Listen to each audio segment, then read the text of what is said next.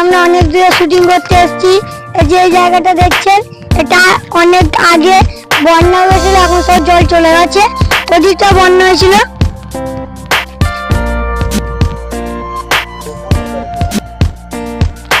দেখুন গাইস, আমি দেখাবো বন্যার জলে কিভাবে মাছ।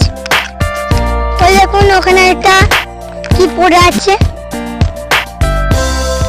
একটা সাপের মতো। দেখুন এদিকে আছে, তারপর ওই জায়গাটা একটা কি সাপের মতো পড়ে আছে, উচ্চে পড়ে আছে। এদিকে আসুন,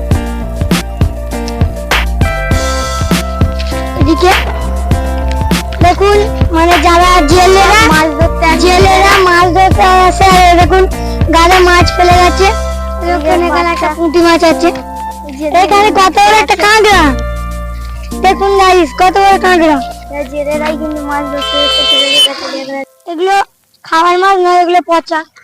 আর কাঁকড়াটা মোটা, খুবই দুর্গন্ধ হচ্ছে এখান থেকে। আমরা খুবই এই কিছুটা দূরে আমাদের মামার বাড়ি।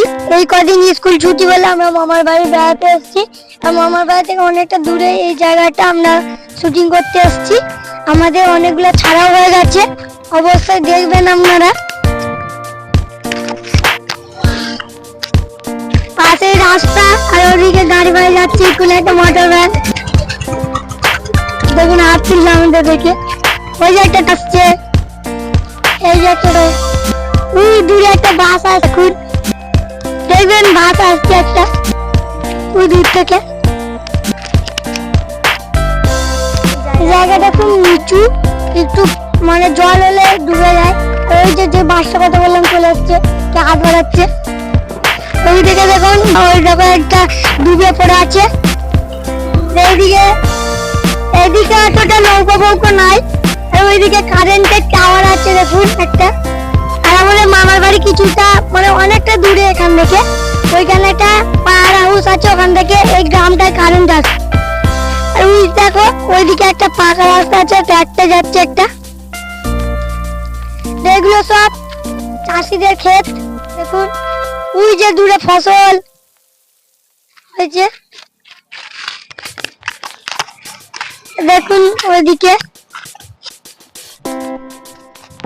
ভালো গাইস, এখন 10টা নাগাদ বাজে, খুবই রোদ।